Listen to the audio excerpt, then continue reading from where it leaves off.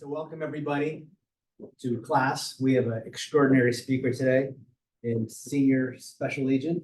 Yes, sir. Jared McCara from the U.S. Secret Service.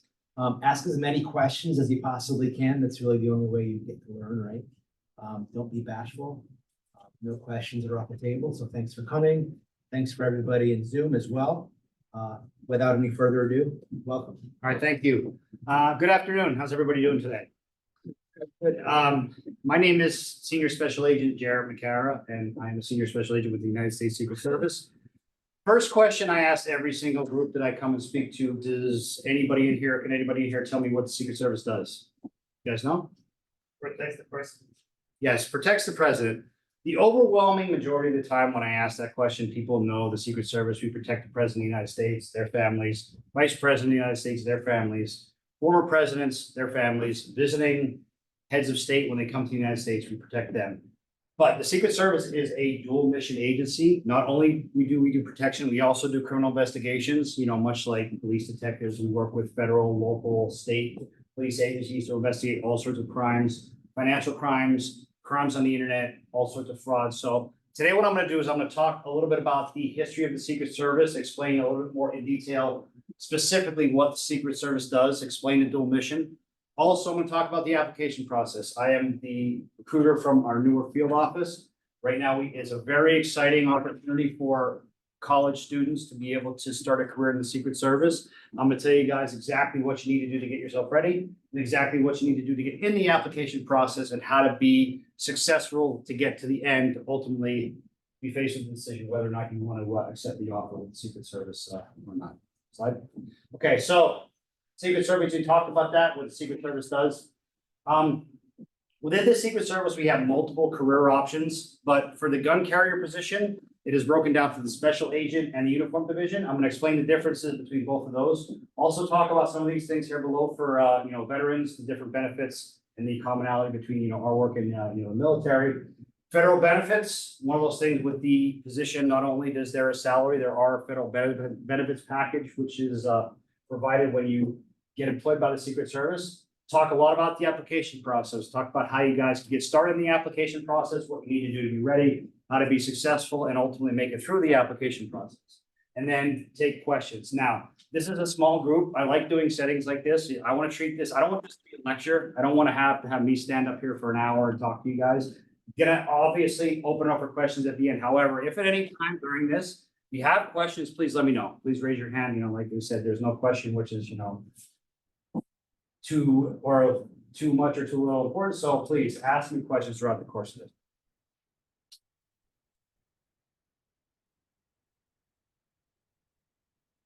Minor technical issue. All right. So as far as the Secret Service, obviously the Secret Service describes itself as one of the most elite law enforcement agencies in the world, established in 1865 under the Bureau of Treasury. Who could tell me who the president was back in 1865? Anybody know? History buffs, wild guess. Pretty famous one. Who? Reagan. No. Abraham Lincoln. Abraham Lincoln was the president of the United States back in 1865. One of his last actions as president was to establish the U.S. Secret Service. And the initial reason why the Secret Service was established, obviously President Reagan didn't have the foresight to see that he was going to be assassinated. There was no thought of protection. That time during the country, there was no national currency. It was prior to, Civil War and was going on, everything like that. There was no national currency, and the overwhelming majority of the money in the country was counterfeit. So President Lincoln established the Secret Service in order to be able to combat counterfeit money and to do counterfeit money investigations. And the original 7 operatives that they were called, their identities were kept secret so that they can do their jobs, which is where the name Secret Service came from. A lot of times people will say, Secret Service wasn't a secret, but you guys got the explanation of exactly where the name came from. We are charged with now an integrated mission, which involves investigation and protection. I'm going to get into the how that got started. And also to let you know that the Secret Service, most people or many people think that the Secret Service is solely based in Washington, D.C. only does protection.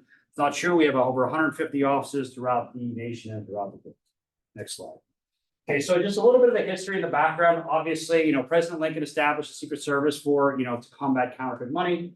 1901, USSS was assigned for protection to the President of the United States because at that time, presidents did not have protection. President Lincoln was assassinated and other presidents started, continuously being attacked and there were threats on their lives. So lawmakers decided, hey, these people are pretty important. We need to provide someone to be able to protect them. Secret Service was tasked with the mission. So I'm gonna go down the timeline just for, some of better understanding. You look at some of the dates, protection for the president-elect. We know what that means. President-elect is after you win the election, there's a gap between the election and the inauguration. You're considered the president-elect. You get presidential protection at that time. And as the years go by, it just expanded to include more people, include the vice president-elect, president for the families, VP president, heads of states, et cetera. Next slide. Okay. This is a statistic which most people probably don't think about or even realize, but since 1865, since President Lincoln, 10 of the 28 presidents were either assassinated or the targets of assassination. That's almost 1 in 3. You think about that, there's only been 46 presidents and all total 10 have had actual attempts. That doesn't take into account the things that we've done and being, preventative measures that we take to prevent initial attacks of occurring. Next slide. So this is the rundown with the presidents, not just the presidents, but some candidates. 1901. President McKinley was assassinated. Right after that was when the Secret Service took over presidential protection. You go down the timeline, President Kennedy was the last president which was assassinated. Then you get down to the last actual attempt, President George W. Bush, Tbilisi, Georgia. There was the live grenade, which was thrown in the town square, which was inert. It didn't function. However, it was supposed to. But since that time, obviously, there's been, numerous potential plots or whatever that the Secret Service does, stay on top of and works to do our best to make sure that we prevent the attacks before they actually occur. Next slide. All right, so as far as the careers, 2 special positions, the special agent and the uniform division. Next slide. Go back. All right, uniform division. Uniform division is a position, it is a uniform police presence that is based in Washington, D.C. Their function is predominantly 100% protection and access control. Provides visible law enforcement presence, physical security to all events. They are assigned to the White House in Washington, D.C., assigned to the Vice President's residence in Washington, D.C., and the Foreign Missions. So if you get hired as a uniform division officer, you will be based in Washington, D.C., and you will be based out of Washington, D.C. And they said your major role is access control when you're at these facilities. However, you do have law enforcement arrest power and some of the different divisions within the uniform division. We have our emergency response team, which more or less is a tactical, quote unquote SWAT team, which patrols the White House grounds, the Vice President's grounds, the grounds of our protectees. So that this way, if you have someone who decides that they want to jump the fence to the White House, ERT guys are the ones that are chasing them. Counter sniper team is exactly what it sounds like. Counter snipers that are up on the roof that do long range, for protection. Canine units, if you want to be assigned as a canine officer, you will. That is with the uniform division, and canine is what it is. They are explosive detections teams, and our canines, when we come to our sites, we bring them, with us on the road. So if you are assigned as a canine officer, obviously you get a dog, you get a van, you get all those different things. You are assigned to explosive detection. Magnetometer operations, every time the Secret Service has a protective site, whether it's in Washington, D.C. or around the world with the president or something like that, we set up the outer ring, the metal detectors, similar to like you see at the airport. That is uniform division personnel that provides that outer perimeter, first line of security for prohibited items coming into our site. So also there are other specialized assignments. Any questions about the uniform division? Quick note about the uniform division. To get started in the initial process for the uniform division, you need to be 20 years old. It does not require any sort of, advanced schooling, high school diploma, things like that. But I'm going to get more into the application process with both of these positions later. Next slide. All right, special agent. Special agents are the integrated mission, protection and investigations. The career path is in 3 phases. Phase 1, as a special agent, you will be assigned to a field office. The field offices are all over the country. I'm assigned to the Newark field office. I started in the New York field office, which is in Brooklyn. So when you do phase 1, It is like a 50-50, 60-40 balance between investigations and protections. You'll be assigned to an investigative squad where you do some sort of criminal work, whether it's, counterfeit, cybercrime, protective intelligence, recruiting like I do, and you also do protection. And depending upon where you're located, if you're located somewhere there is a lot of protection, like, the New York City area, Washington, D.C., you will do quite a bit of a balance in between. If you're located somewhere where it's not quite as protection heavy, you may do more investigation, but that's all depending upon where you're geographically. Phase 2 is the full-time protection phase, where you work directly on a protective detail. The two big ones are the presidential protective detail, the vice presidential protective detail. They are based in Washington, D.C. So when it comes time for you to go to that assignment, if that's what you want to do on your career path, you will move to Washington, D.C., and you will be assigned full-time protection, where that's all you do for 6 to 8 years, where you basically work advanced work and shift work, traveling with the protectee.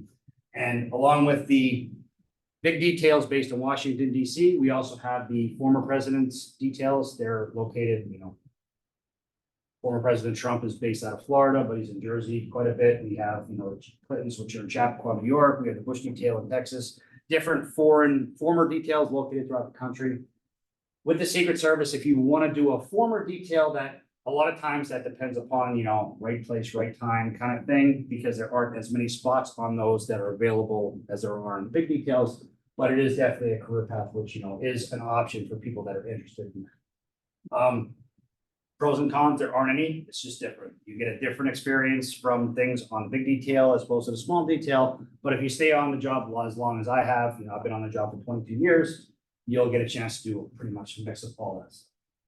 Phase 3, after you finish your full-time protected detail, you will transfer back in the field. You have an option of staying in the area where you're at if there's a field office there, or moving back to where we went. Like me, I moved from Washington, D.C. back to New Jersey, and my role is predominantly a recruiter and doing protection as protective sites coming to play in New Jersey. Some of the different specialty teams on the agent side, counter assault team, similar to our emergency response team. This is our, quote unquote SWAT team. This team travels with the president, with the vice president in their motorcade, and they are responsible for if there is any sort of assault on the protectee. Those guys will go to the threat and take the threat out, address the problem, whether it's in the motorcade, on the motorcade route, or while the protectee is walking, things like that. Polygraph is exactly what it sounds like. It is a lie detector. That is part of the process. You have to pass a lie detector test. When you become an agent, you can enter into that program where you are someone who is ultimately assigned with administering lie detectors. And it's not only for our applications, it's also for investigative purposes. The program and our polygraphers, I will say this, they are the best in the world at what they do. Talk more about the polygraph when we get to the application process. Electronic crimes, obviously, most of our criminal investigations involve some sort of electronic or cyber component of it. You will, in training, get a basic introduction to how cyber crimes work. If that's something that you're really interested in or want to really specialize in, you can opt to try to, get additional training. We do have a bunch of different cyber training for people who are interested in that sort of cyber program, but that's something based upon, your background, your experience, and if it's something that you're interested in doing, or if where you're assigned, if that's something that is necessary wherever you're working at. Any questions about the special agent position? I'm dumping a lot of general information on you guys. I know that. So please, if you have specific questions about any of this stuff, let me know. Anything? All right, next slide. So for training, we have 2 different places where we go to train. The first place where you go is the Federal Law Enforcement Training Center in Glencoe, Georgia, or Artesia, New Mexico. Approximately 13 to 15 weeks, depending upon whether you're uniform division or agent. This is what you would typically picture a police academy type setting. I mean, it's not a paramilitary setting, but it's kind of like your police academy / college campus type setting where you stay on site. There are dormitories, there are dining facilities. Every law enforcement agency in the country, except for the FBI, does some sort of training there, whether it's initial, in service or their full training. Secret Service does our basic first part of it, where you are given a basic federal law enforcement training curriculum. After that, you report to the James J. Rowley Training Center, which is in Beltsville, Laurel, Maryland, which is suburban Washington, D.C. That is, 18 weeks for agent, 16 weeks for uniform division. that's where you learn the specific Secret Service methodology, Secret Service techniques, and everything that we do. There is a lot of commonality between what is taught at FLEXI and what is taught at our training center in Maryland. However, there are some subtle differences as far as, techniques, approaches, things like that. And all training is good and everything, is great to be well-rounded. When you become operational, the Secret Service techniques, the Secret Service methods, and the Secret Service, approach to everything is how you're going to work. Any questions about the training? I had a question, but I don't know if she's gonna unmute herself. Okay.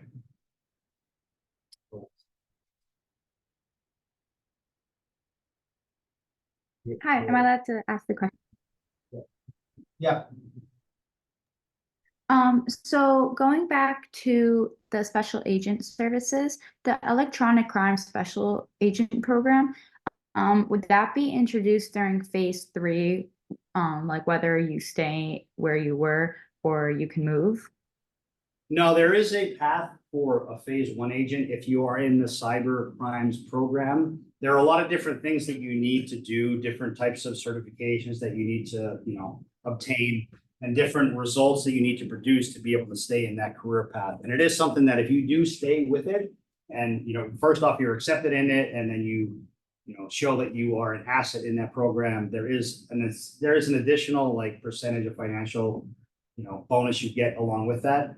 And it's something that if you continue to meet the requirements to stay in that program, you could extend your phase 1 time significantly longer because you're showing that you are an asset in that program. It's not like if you're someone who's if you're in that program and you're doing all the different things you need to do, constantly taking all the classes and producing the investigative results, you have an opportunity to stay and extend your time in phase 1 longer than if you were not doing that.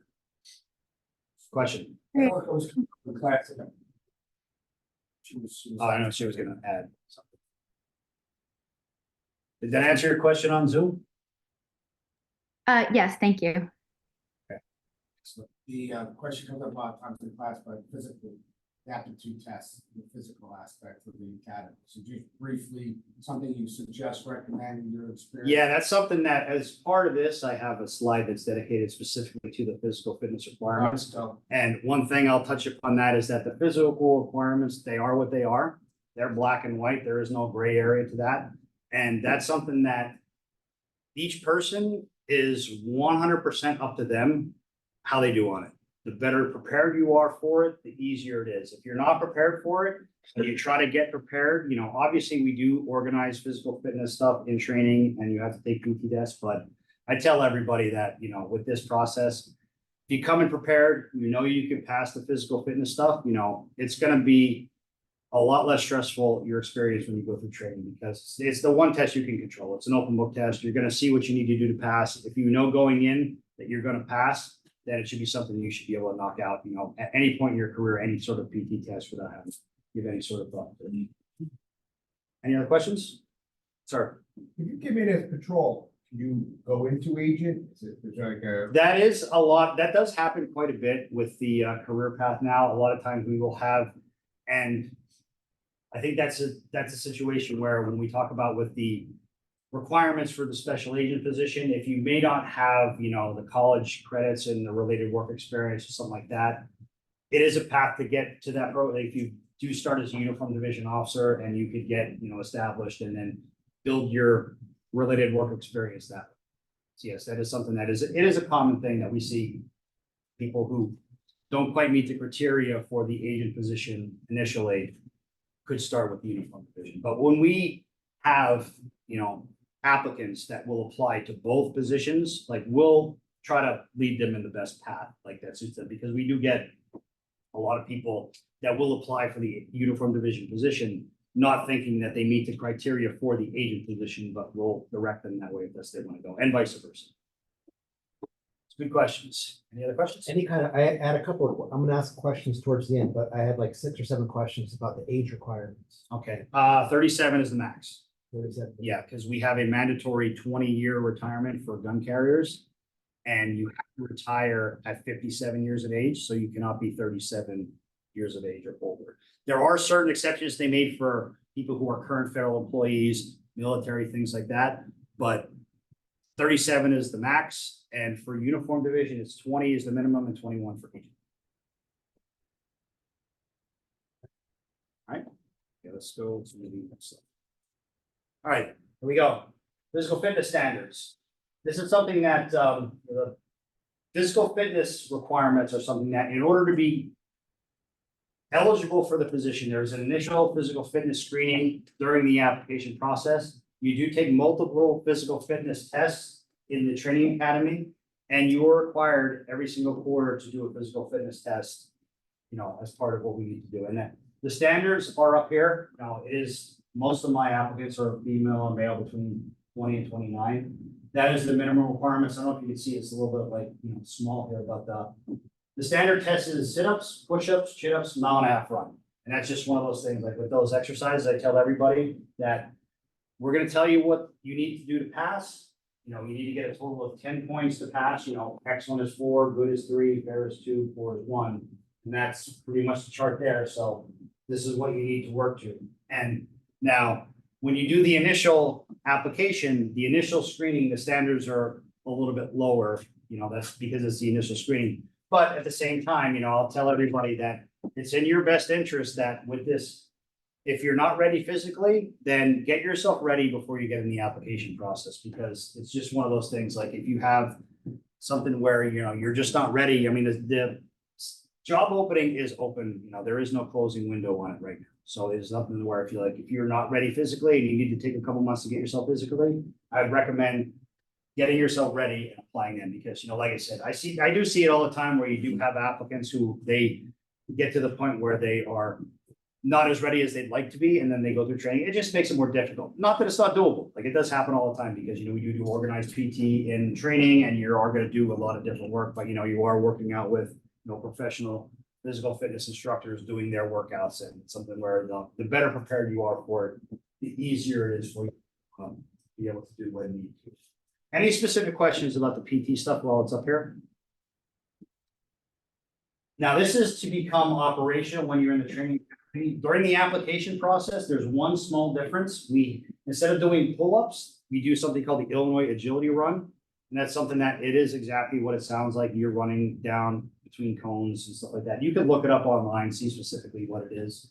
And again, we tell you before you take the test, this is what you need to do. This is what the numbers are. So it's just one of those things where I recommend everybody make sure that do your best to get yourself as physically prepared as you can be prior to doing this to make it, easier for us. Next slide.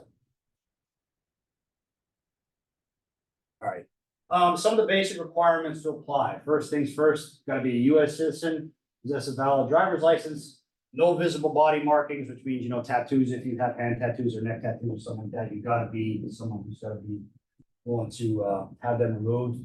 Age, so 21 for agent, 20 for uniform division, 37 at the time of appointment, military waiver to 40. And that's because of the mandatory retirement. Like at 57, you have to retire. It's mandatory with your 20 years of service. Education for uniform division, all you need is a high school diploma. For the special agent position, bachelor's degree is not required. However, it is recommended only because we get so many applicants that you need to have something to be able to, establish yourself, to separate yourself from the majority of the people that do apply to us. We don't compare applicants. Like we don't look at one applicant as either you meet the criteria or you don't. So if you don't have the bachelor's degree, it's recommended that you have, 3 years of professional work experience to be able to, make up for that void of the degree. Again, we do get quite a bit of agent applicants who do meet the criteria who don't have a degree. So it's not something that's mandatory, but it's definitely something that is recommended. Once you start, you get your application on USA Jobs, so I'll talk about a little bit later. First things first, you pass a test. It is similar to that of a civil service type, standard police test. We do have material on our website, which will give you go-bys and study material, how to best prepare for those tests. Physical, like I said, be in excellent health and physical condition. That's one part of this process you control. The better condition you're in, to start, the easier that part of the process is going to be for you. You will complete a pre-employment medical examination, including vision, hearing, cardiovascular, mobility of extremities, and a background investigation. The medical exam is something where we send you to a local provider in New Jersey. It's not involving your health insurance, something that the government will pay for. And the medical examination is something that, the doctors do ultimately have the final say on whether you are cleared medically to be able to continue. Some of these things are correctable if it's like vision that you can get, corrected or something like that. It is not technically, it does not have to be a complete disqualifier, but if you have some sort of medical condition and, you do not pass the medical exam, unfortunately, you won't be eligible. The background investigation, part of that, you do complete a polygraph examination, which is the lie detector. As part of the application process, we give you everything you need, go over everything you need to do, talk to you about everything you need to know in order to be able to pass the polygraph. But when you get to the polygraph, then it's incumbent on the applicant to just be truthful. And, that's something that is, for many people, is a lot easier said than done. And then you need to qualify for a top secret security clearance, to be able to work as a Secret Service officer and a Secret Service agent. You need to be able to obtain and maintain a security clearance. And there are a lot of different prohibited behaviors, things that you can do, which could jeopardize that. Some of them I'll talk about a little bit later, but that in and of itself is the basic eligibility requirements. Any questions about any of this stuff? I just have a question that came in. A couple of people are asking about any kind of other restrictions, maybe people with disabilities. And I know disabilities is a very broad term, could be physical, could be Sure. mental, but And that's something that that is a medical question. Like when you do have whatever it is, whatever could fall into that, again, into that category, would something that would need to be made known of and discussed. And then at that point, it's up to medical personnel to be able to make a determination whether or not it's a disqualifier, because there are, again, that covers so many different things, from, something major, minor, everything in between. what about like criminal records or it's Well, that's the thing with the criminal records. I tell every single applicant when they first come in to the, PT test, because I'm one of our administrators, is that we're looking for people to be completely 100% open, transparent. We're not looking for perfect people, because there is no such thing. I'm not perfect. Nobody's perfect. And, there are times when people may have done something, because they were young, done something they regret, it's just a sign of, immaturity and stuff like that. We need you to disclose anything like that. If you have any sort of criminal record, we're going to find out about it anyway during the background investigation, and we want you to put it into context. Like there are a lot of instances where, people do things, make mistakes when we're younger. That all happens. And we're just asking to talk about it, explain it, put it into context. And if it's something major, like if it's a serious crime that you did, you could end up being ineligible, that does happen. But if it's something minor and you put it into context, it may be something where you can make it through. Now, the problem is that if you don't disclose that stuff, when you get to the polygraph and you're asked on the polygraph will pick you up as being not truthful. So we always say that whatever it is, if there's any sort of criminal activity, even if it's something that happened when you were young, tell us about it. Something you know about. And even if it's something that just because you didn't get arrested or just because you weren't found guilty, didn't mean it didn't happen. So if there's something happened that, nobody knows about, talk about it, let us know, let us determine whether or not you can make it. And we do an extensive criminal history check, and there is a big list of serious crimes that we go through and make it clear. If you have any involvement with any of this stuff, please let us know. And one of the stories, which is a true story, talks about how that can work against somebody, is that I had an applicant that was came through my office not that long ago. We were talking about shoplifting, which is one of our prohibited offenses. And he admitted to shoplifting. He was at a retail store and he said he was at a self-checkout counter, and he was scanning packs of trading cards. He'd scan one, pocket one. He said he did this like 2 or 3 times. Got to the polygraph. In reality, it was way more than 2 or 3 times. Exactly how many it was doesn't matter. But like he told his version of the truth, which wasn't the whole truth. Like he said, yeah, I did it like 2 or 3 times. It was more. And to get to that point, this person basically jeopardized an opportunity of having a career with the Secret Service because they weren't completely truthful about trading cards. Now, if the person would have been truthful right from the get-go, said it was this many times, it was isolated incident, things like that, they had an opportunity to move on. But what they did was they're like, 2 or 3 times, found out it was more than that, and right then and there, that was a disqualifier. That's why when we tell people about please disclose everything, tell us everything that, because if you don't, polygraphs don't work in gray areas. It's always black and white with that. So if you're not 100% honest with that, you're going to forget. Question? Yes, what about like drug use, specifically like marijuana? That's something I have a very, very detailed part at the end of this, because that's something. Legal now. Yeah, that's understood, and that's something that, like, one of the reasons why I like to do these things is to, because I do have a lot of questions about that. And our drug policy is very black and white. That's other questions? Question? Are you limited to the comments on steps for the entrance exams? No, it's something that, like, with the original entrance exam, once you pass it, then it's good until they change the exam, and they haven't changed the exam in like 15 years. So once you pass the entrance exam, then you go on to the next step. After that, like, the process basically goes entrance exam, physical skills assessment, interview. Once you get to the second phases, if you would fail, like say you fail the physical skills test, you have to wait 30 days before you can come back. If you fail a second, like there's a timetable, like, you know, if you fail something, you can come back, but depending upon what it is, you know, maybe 30 days, it may be 90 days, it may be longer. If you fail a polygraph, it used to be you could never come back, but now they've even extended that to the point where it's like you have to wait 2 years after you fail a polygraph. So each part of the process has, you know, a window where if you don't pass, you could come back, but it's all different depending upon which part of the process it is. I just had another question. I'm gonna do my best to ask this, because I'm not really quite sure how to ask it. What about with regards to the background? I mean, they're gonna interview your friends and colleagues and whatnot. Right. What about with regards to the people that you surround yourself with? Well, that's something that we do. When you move through our process, you get past the, you know, first couple stages, we send out called an SSF 86 form.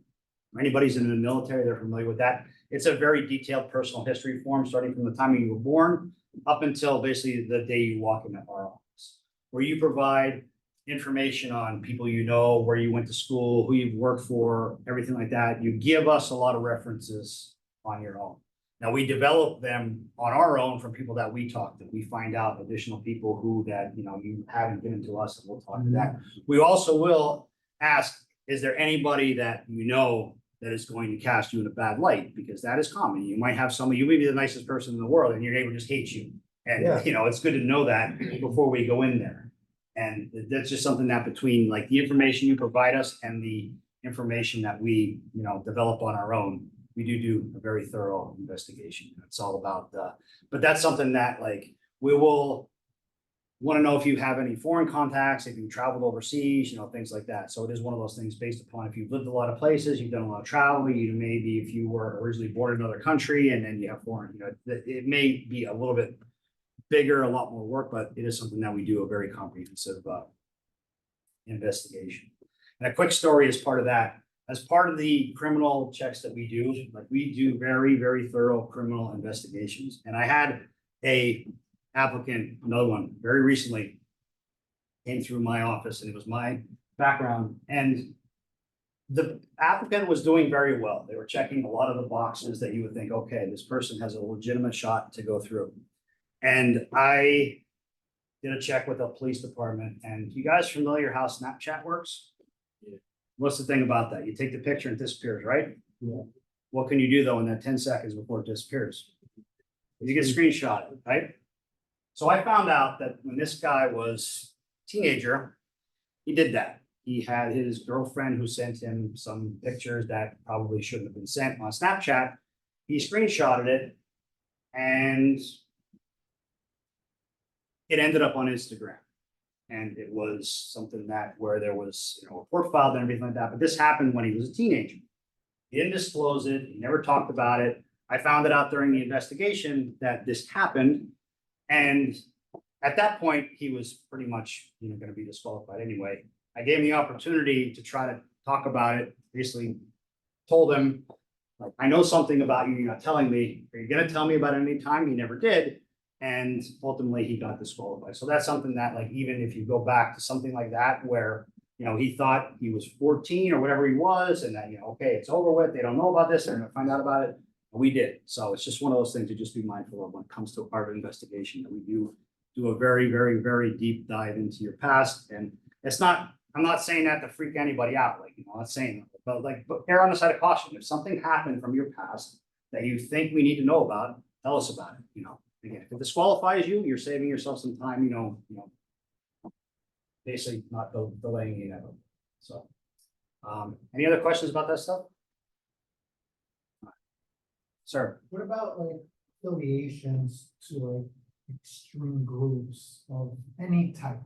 yeah, that's You know, something that, again, if you have that, it is something that we do ask you about multiple times, and we do ask you about it throughout the process, and, if you say no about it and you have it, we're gonna find out about it anyway, so that would be something, if you have any sort of ties to any sort of organizations or something like that, that some could be level as extremist, then that would be a disqualifier. Also, we look through your social media, even the social media that you think you got rid of, we're gonna look through that. So if there's things in there that might be considered embarrassment to either yourself or your family or the Secret Service, we ask you to disclose that, because, and that's something that, like, people do dumb things, like the story I told you about, that was a different level, like that was criminal, what happened there, like, but if you send a picture a bunch of years ago, I should never put that up, took it down, you need to let us know about that so that we can put it in contacts before that, because like that's something that, like, if you find it and you don't tell us about it, it's something that is not, that's an integrity issue. So, any other questions about that? Next slide. All right, this is for something, obviously, if anybody's been in the military, you can have, your military time is considered as far as like, where you start at, and could possibly even give you credit for, federal time served. Any of you guys military before? Okay, so yeah, so if we talk about this, like, even if you're somebody who's active military, and know your D-214, start the application process about 6 to 12 months prior to transitioning, because the transition process and the application process generally will take about 6 to 12 months. So best case scenario is that once you are completely done from military service, you will start. However, if you are active duty, National Guard or something like that, you cannot be, your military requirement, we will honor your military requirement once you're operational. If you have to go and, do, whatever you need to do, you are, obviously given that opportunity. You will be paid by whoever pays you more. If your salary is higher with the Secret Service, you'll get paid your Secret Service salary when you're on your military obligation, or vice versa. If your military salary is higher, you pick that, but you will not, be denied that. However, we do ask people, if you have a military service that may coincide with you having to go to your initial training, to let us know, because the sensible thing to do is to not put you in a training class and have to pull you out to do military leave and then send you back. It's better to just schedule your training around when that needs to happen. Questions about that stuff? Slide. All right, federal benefits. One of the things that, we don't get a lot of questions about when it comes to, jobs with the Secret Service, but it is important. Obviously, we have a competitive starting salary. I'm going to go into the specifics about that. Some of the things you get is low-cost life insurance, individual family membership into federal health fund. You get health insurance for yourself, your family, your kids, stuff like that. You get a comprehensive retirement pension, including a thrift savings plan, which means you get a federal pension, which does adjust every year for a cost of living, which is, when you look at how pensions are set up now, anybody who has a pension, it is a blessing to be able to have that continuous income coming in after you retire. But a lot of pensions don't adjust, so that when you retire, the objective is to live 30, 40, 50 years past that, you're not getting an adjustment on your pension. The federal pension adjusts for the cost of living year to year. Annual leave is vacation. That's what we call it. You get a rate of 13 to 26 days a year. When you start, you get 13 days a year. That moves up from like 5 to 15 years. You get 26 days a year based on how long you were employed. Sick leave starts automatically. Your sick leave you accumulate and you keep throughout the duration of your career, and then you should have, you have 13 days per year, but that will continue to add up, over the course of your career. Parental leave means is that if you or your partner has a child, you will get 12 weeks of parental leave within that calendar year, meaning you get 3 months to stay home and assist with the childcare. And for me, having a young kid, I was able to take advantage of that program. Was very nice to be able to have 3 months to be able to have paid time home to assist with the new baby. Paid holidays, you do work a lot of holidays, but when you don't work the holidays, you get paid for them. So you do get the paid holidays. There is a tuition assistance student leave payment program for people who do qualify. Public transportation incentive program in places that are, somewhere we have a public transportation program, and there is a child care subsidy for those that qualify. Any questions about the benefits? Next slide. All right, this is the pay scale for 2024. Again, this is something that I don't get questioned about a lot of times, but it is important with a job, how much you make. This is kind of difficult to see because the letters are small. I highlighted this GS7. The agents are on the federal GSA GS scale. The overwhelming majority of agents in New Jersey start at a GS7, and the base salary is listed there. It's $57,594. On top of that, you get what's called law enforcement availability pay, or LEAP, which is 25% of your base salary, based to be able to be in a on-call investigative state. Because a lot of times, if you're doing criminal investigative work, you have to stay after hours, you have to be in on-call status, things like that. If you're working protection, you get paid overtime. So if it's a protection assignment in the evening and stuff like that, you get paid overtime. Basically, what that means is that if you do basic math, if you take this to 56,000, divide, by 4, add it on there, you're looking at around $72,000 as your base salary to start as a recruit in training. And obviously, when you become operational, you start getting night div, you start getting overtime, you start getting all of those things. And once you start on the scale, it goes up, year to year, so that, first year, if you started at 7, you're here, you go 7, 9, 11. And by year 3, you're looking at 85, add your 25% leap on that, you're looking at over 100,000 salary within like the first 3 years. And then after that, you start going across the board down here to the end.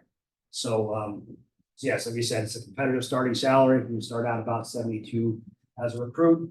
And then by year 3, you're looking at 100 plus, and then you're just gonna go. Questions about salary? Next slide. All right, the application process. One of the main reasons why I'm here to tell you guys how to get in this.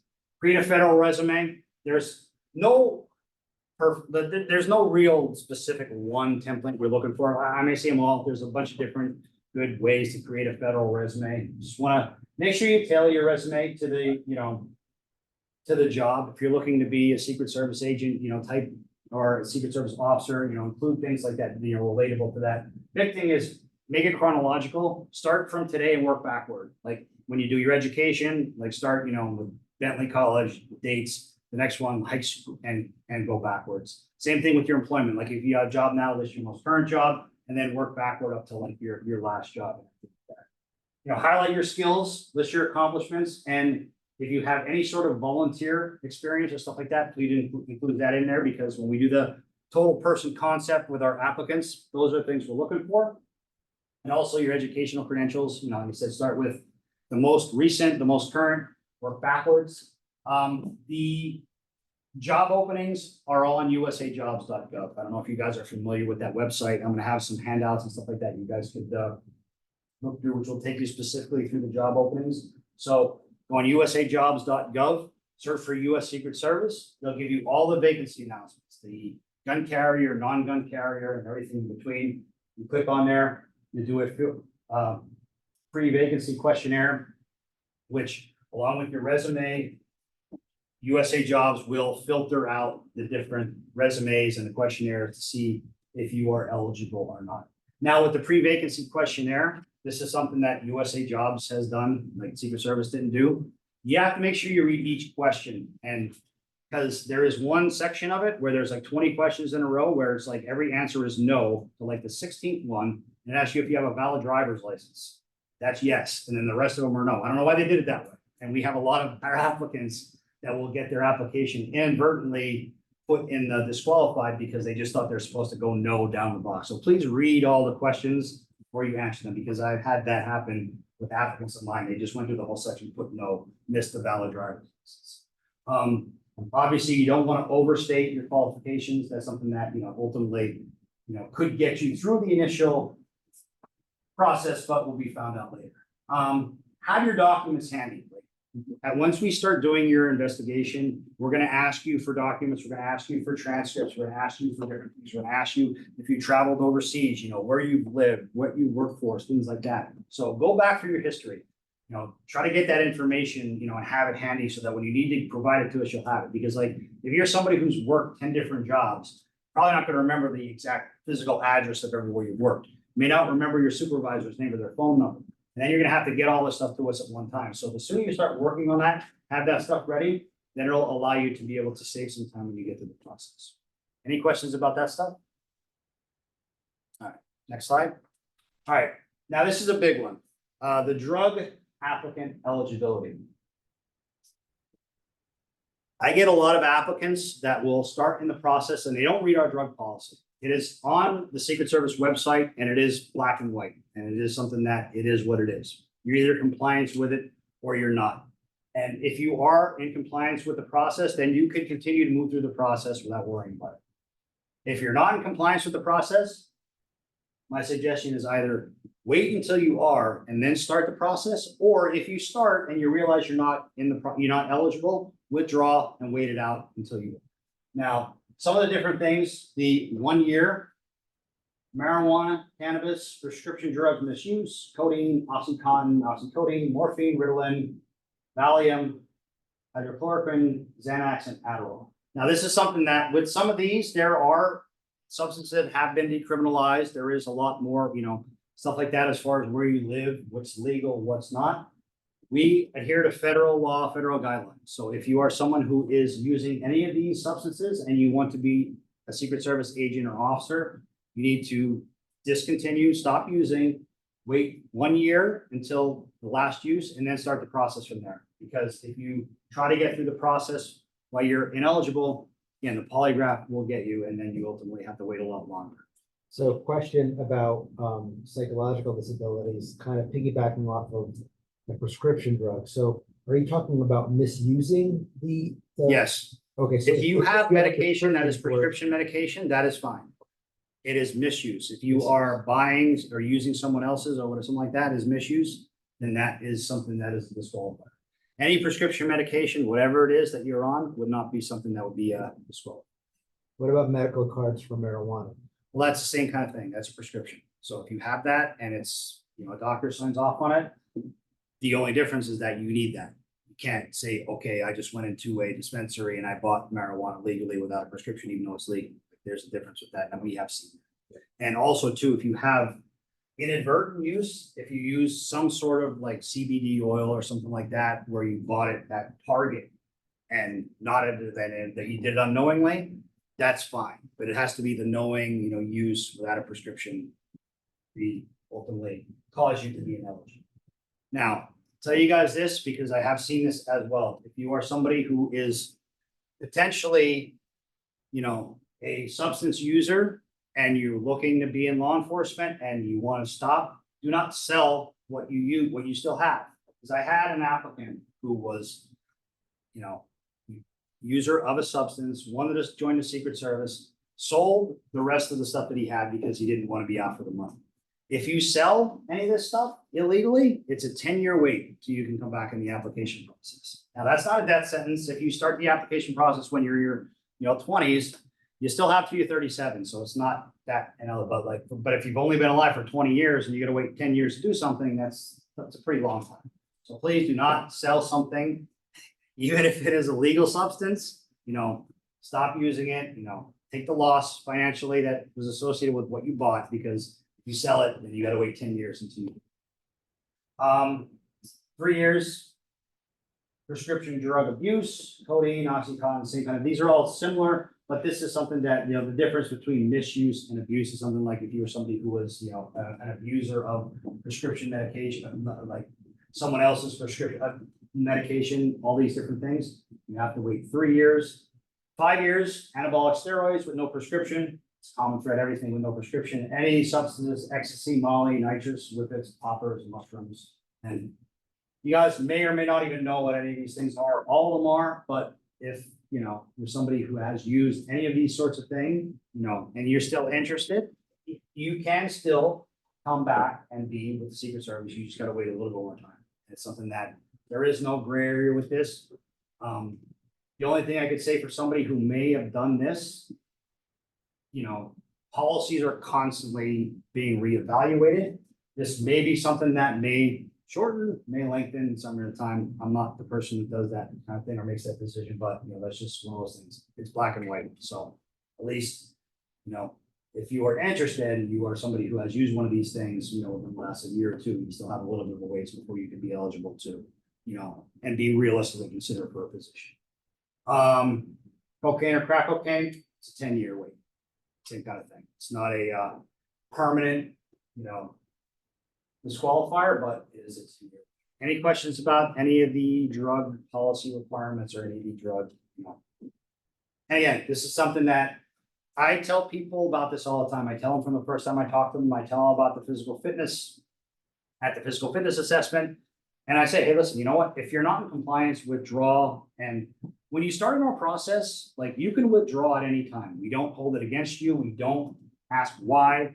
And for somebody who may be, like I said, if you may have used marijuana 8 months ago, and you withdraw, wait 4 more months, it could act to your benefit. Like we don't hold it against you. And it could be something that you may have a minor thing you need to overcome. That's what you need to do. But the reason why I like to get out and talk to students in class is because if you start the process and you're ineligible, you're gonna either have to withdraw in the process and wait it out or, get disqualified. You're probably just better off waiting until you're ready to start it to even get everything going. Any questions about that? Excellent. Permanent ineligibility is heroin, amphetamine, LSD, PCP, sale, distribution, cultivation, and manufacturing of heroin, amphetamine, methamphetamine, LSD, PCP, ecstasy, Molly, or anabolic. These are the hard drug narcotics, which if you are a user or somebody who has sold any of these things, you will be ineligible for employment with the Secret Service. And that's something that there is no way around. So if you were looking to potentially do that, fortunately, I have to tell you that you can't as of now. That may come under review, doubt it, but this is the ones that if you use this or sold these things, then you are not going to be eligible for funded Secret Service. Questions about that? One of the reasons why I really like to come out and talk to college students is that it is a great time to be someone who is interested in a career with the Secret Service because we have this new program called the STAR program.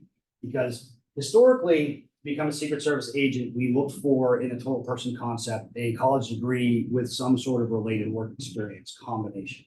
Now, if you have above a 3.0 GPA or higher, you could apply and be considered for the special agent position right out of college. So if you start in the application process, your last semester, you have above a 3.0, start in the process, move through the process as you're finishing school, you could realistically be in a Secret Service agent class or officer class within a couple of weeks after graduating. It's a very good opportunity because, like I said, historically, our applicants have to wait, get a job for a couple of years to have that be considered. So with this program, since it's a very good program, very new, good opportunity for, if you're graduating, this could be you. And the only difference between this program is that there are 6 field offices where you would consider to be start at. It would either be, New York, Washington, Los Angeles, Miami, Houston, or Atlanta. But the 6 offices are regional. So, for this, if you are somebody who lives in New Jersey and you graduate, you could potentially start our New York office, which is local. So you wouldn't be relocating halfway around the country. I have a bunch of these packets and stuff like that if you guys are interested in this. And I'll obviously take questions after this, but any questions about the START program? This QR code goes directly to USA Jobs, to the job posting. So all you need to do, get on this, scan this QR code, it'll take you right to the vacancy announcement. You can get started from there. Next one. And this has just more details of it. And it just shows, again, this is small, but it shows the offices: Atlanta, Chicago, New York, Houston, Los Angeles, and Washington. I mistaken this at Miami. I was thinking Chicago. Next slide. All right, so obviously the application process, like we said, phase 1, submit your resume, submit your reporting documents, complete the questionnaire. All this is on usajobs.com. Then this goes on internally. They call the resume review, the competency-based assessment. Then you do the physical skills assessment. Then you come in for our interview phases. It is a typical job interview setting, personal and peer review, stuff like that. Then you have the review panel and you go for the conditional job offer. And this is more towards the second half of the process. You do the security interview, credit checks, polygraph, drug screening, medical exam, background investigation consideration. The total length of the process is anywhere from about 4 to 6 months, depending upon how prompt you are at scheduling meetings with us and how detailed or how big your background investigation is. Like if you're somebody who's lived in 10 different states and traveled to a bunch of countries, it may take a little bit longer for you to get the documents that you need to us. But like if you're someone who hasn't traveled that much and been in Jersey and stuff like that, and you're prompt about getting back to us, we've had people go from application to job offer within 4 months. So it's just, but also too, it's based upon, our office needs and our operational tempo. Like we're at the point now, we're getting ready to get really kicked off in the presidential campaign. And because we are protection first and foremost, that does slow us down a little bit, but as far as being able to, do the other kind of things. But generally looking at 4 to 6 months will be, from the time you submit your application to the time you are given the opportunity to get the offer and make a decision whether or not you want to take the job offer. When you get the offer for employment, you will be assigned a field office, and if it's someplace local that you don't have to move, then you don't have to move. If you are offered Los Angeles and you want to take the job, you have to pay to get yourself to your first office.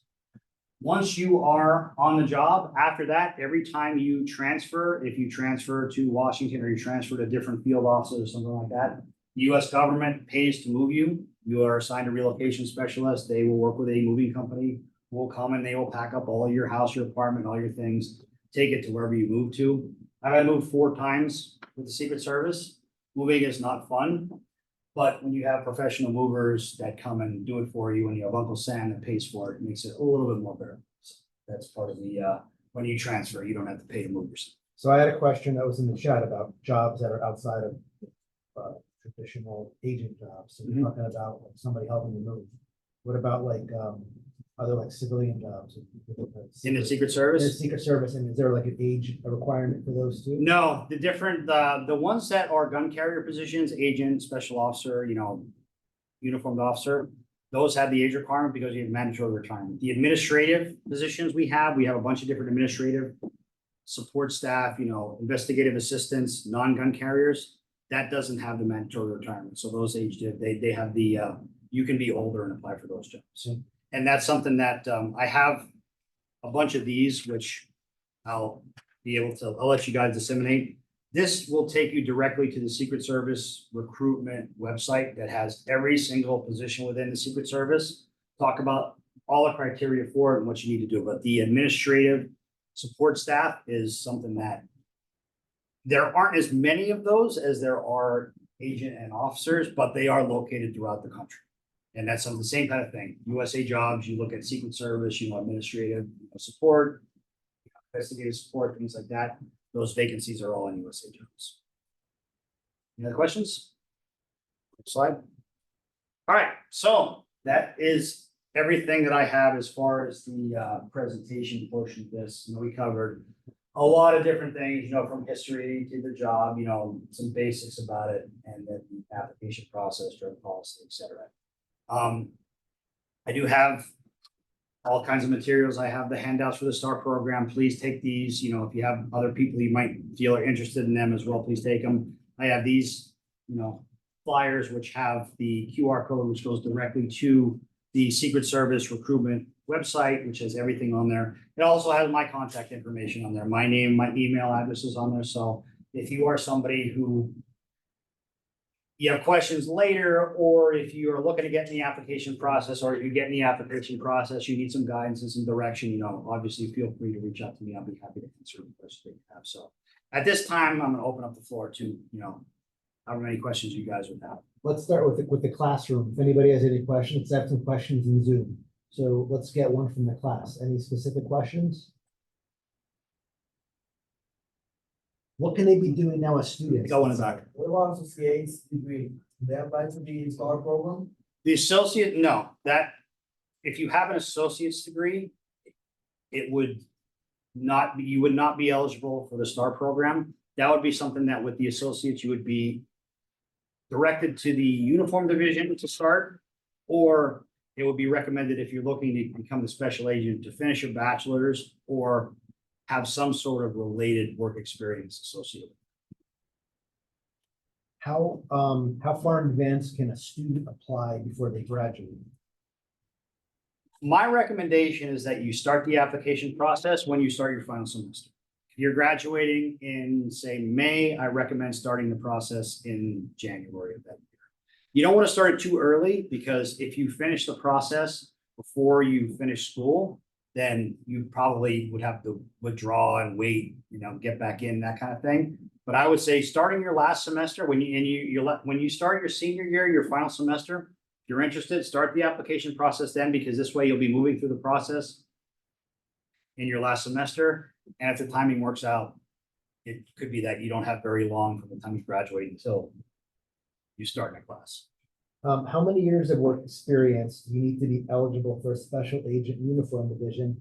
And if you don't have much work experience, does a degree cover that? And can you talk a little bit about the internships? Well, that's the thing with the, if you have a degree and you don't have above a 3.0 GPA, and again, we look at each individual applicant, like the whole person concept. Like, we'll analyze everything, we'll look at your resume, we'll direct you which is the best path for you. You might be better suited to go to uniform division to get that work experience, with your degree, or, more often than not, our applicants who have a degree with the information that they provide us is enough to be consideration for the agent position. As far as the internship positions, that is something that is, each office has some, every year, and that is something that the information is on our recruitment website.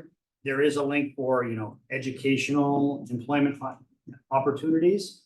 And under the Pathways program, it lists everything that's on there as far as like for internships or, actual, whatever, while you are in school. But that is something that they are on an as needed basis. Like, they're not always available. Like, my office doesn't always have internships available, but when they are, it's the same kind of thing. They're on through USA Jobs. That's something that go on our recruitment website, click on the educational, employment opportunities, pathways. That's a direct link to that. Right.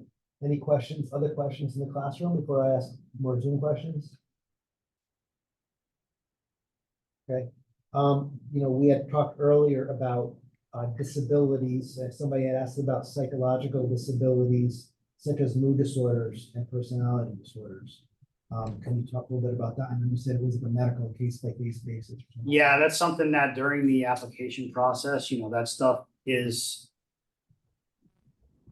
something that needs to be talked about, needs to be disclosed. And if you are on medication, obviously that's something that would also need to be disclosed. And again, that's something that's more of a doctor's determination as far as who's deemed to be ineligible or not like that. Like, for us, we'll get the applicants and stuff like that. And, the medical issues are handled separately by medical professionals, not, by agents. Cause like, I'm not qualified to make a medical decision on anybody. And there's no cookie cutter solution or anything. So you had mentioned earlier about student loan repayment. Mhm. How does that work? Well, it's something that it's dependent upon, like, just there's a lot of different factors that go into it. And most people now, when you come on, you are eligible for it. And it depends upon a lot of different, like, how much your loans are and everything, like where you're assigned, stuff like that. Like, the amount of money that you'll be qualified for based upon what your current salary is. But it's something that, like, once you start, depending upon where you're assigned, whether it's New Jersey or Washington, DC, like, you need to inquire about that and get all the specifics about it, because it is something that, if you are somebody who is a recent college graduate and you are starting, with college loans, more than likely you would qualify for, at least a portion of your tuition, repayment assistance based upon, what your salary is. And I know we had talked earlier before the class, I know this is a justice studies class, but, with regards to kind of hiring a different vast array of majors, can you talk a little bit about that? I know. Yeah, and that's something that is a very good question. I hear that all the time. And when I talk to students who are, not in college yet, they'll ask me about what should they major in. And I tell people that if you're looking to do my job, I would not major in justice, only because if you change your mind, if you like, okay, I want to be in law enforcement, then it's okay, say you graduate and you start trying to get a job, then you change your mind. Now you have a major where your career path is limited to justice. I mean, if you're 100% dead set on the fact that I'm going to be in law enforcement no matter what, I don't care how long it takes, I'm going to do it, then that's fine. But my recommendation is to major in something that has multiple career paths that are attached to it. Because with the Secret Service specifically, our mission is so big, we work all over the world and it's so complex that we hire from all, basically, we hire from everywhere, every major that there is in college and people who are not college graduates. We have plenty of people who are, justice majors, ex-military, ex-policemen, stuff like that, to people who worked in finance, accountants, people who went to medical school, all the way up to people who worked in retail. You just got to find a way to have something that, could show that you bring things to the table in that whole person concept. And it's just a matter of the fact that, we're working all over the world, doing the different things we do. We couldn't look for, there is no perfect candidate as far as what you're looking to major in. Just, gotta have a nice resume, establish yourself, and you'll be fine. And like I said, with that, if you major in anything, because I guess I've seen every major you could think of, I've seen that's been a legitimate candidate. Question? Yeah, I know that you were saying you're not like perfect candidate, or what are some things that stand out to you if you were looking at a resume potential? Well, it's hard to talk. You can't really gauge too much from a resume until you meet the person, because resumes are resumes. And I mean, obviously, yeah, with your resume, you want to make sure you have attention to detail. You want to make sure everything is done correctly. You want to make sure it looks nice. You want to make sure there's no spelling errors. You want to make sure there's a lot, because if you have those, then obviously that shows that, those lack of attention to detail and stuff like that. But the biggest thing with us is that, like I said, the Secret Service, we work all over the world and we work with all sorts of people, and we're used to dealing with people who are in charge of something. And you got to be able to read people and be good with people, be able to talk, not only talk to people, more important, but listen to people, figure out what's the best way to make what you want to have work for them at the same time. Because if you're putting together a protective mission and, you're dealing with one department, there could be another department that works completely different. Like if I'm doing a police meeting with the NYPD, I got 200, NYPD officers and commanders and officials. I might treat that meeting a little bit different than if I go out to, say, Des Moines, Iowa, and there's just the chief of police who's been there for 40 years, who runs his shop there. You just got to be able to be very flexible, be able to adjust to situations, and work with people, like I said, and not have the point where I think everything, and again, be able to listen. Because when you work with people in those situations, they'll tell you what you're looking for. You just need to be able to hear it and figure it out. But then you got to figure out, okay, what's the way that I can figure out how to tell them what I want them to do, and that's going to make it easier for them, kind of thing. You know what I mean?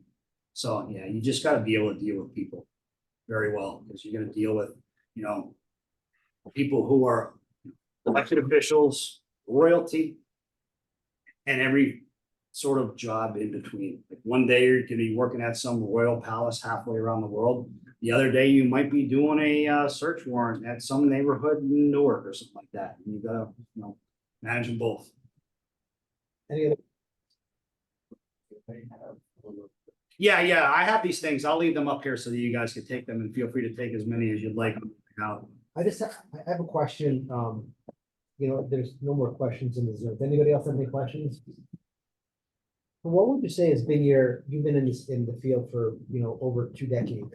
What has been your best day? What has been your worst day? If you can share. Yeah, I can tell you my worst days. That I said, having to travel, I've been all over the world. I've been to countries that I've wanted to go to, states I wanted to go to, places I didn't want to go to. The toughest thing is when you travel places where it's not safe to eat the food. And I was in a situation where I was in a foreign country and I ended up having to work 40 straight hours because half my team got sick. And it was just something that was unavoidable. It was an airborne type of thing. And, and we were there and we didn't, it's a foreign country, and we had to pick up our guys and had to basically make sure that not only the mission went on, but our guys were okay. And it's just one of those things where it's but you think about that kind of situation. It's okay, you know what, this is a tough situation. I'm tired, I'm hungry, I'm miserable, but these people are dealing with food poisoning in a foreign country, which is like, that's way worse than just being tired. Like, and that's, so you do deal with that kind of things. And obviously too, like, we do travel a lot and, sometimes you have to miss things. Sometimes you have to miss, functions, things like that, which you want to try to be at everything, because we all have personal life, you have personal responsibilities. And in this kind of career, like there's sometimes you just can't do everything. That's frustrating. Even to now, like I never get used to like, if it's just like, I have to miss, the really important functions that I don't miss. I make sure I take my days off for those, but like other, like, not as important functions, but still like some things that matter, it's tough to miss those things. The best day on the job, that's another thing that's hard because like I've had the opportunity to do so much and have the life experience, like just have stories about like places I've gone, like, being up in Machu Picchu and just being next to different events, like history's happening like right next to you.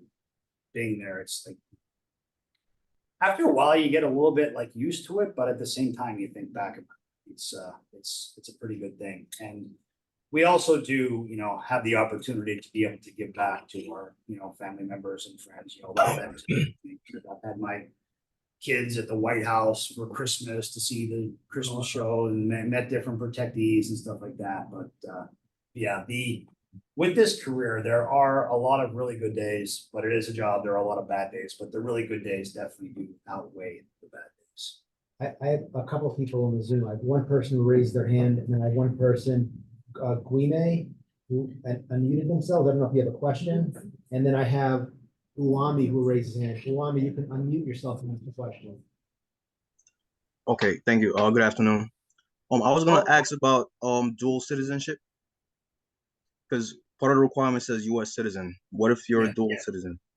If you are a dual citizen, you can start the application process. However, you'll be required to renounce your citizenship to the other country and pledge allegiance to the United States. There is a form, a loyalty statement, which is part of the personal security interview that we have you sign. And then you have to like, if that does, it is common, we do get dual citizens, but you cannot hold dual citizenship once you are hired. So prior to the end of the application process, you have to renounce your dual citizenship. That's for immigration laws, those are for, people who have citizens who are immigrants, right?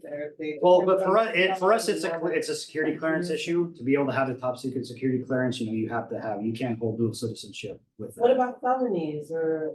Depends upon what it is. Depends upon the severity of it, the seriousness, not how long ago it was, because, there are certain things which are felonies. Huh?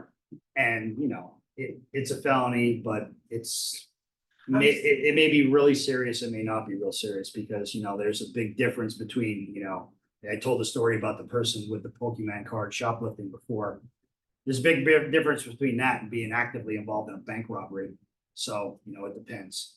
But we always say disclose it. And I truly apologize for being silly. I got really caught up. we're glad to have you. Thank you. Thank you so much. My name is Christine Couch.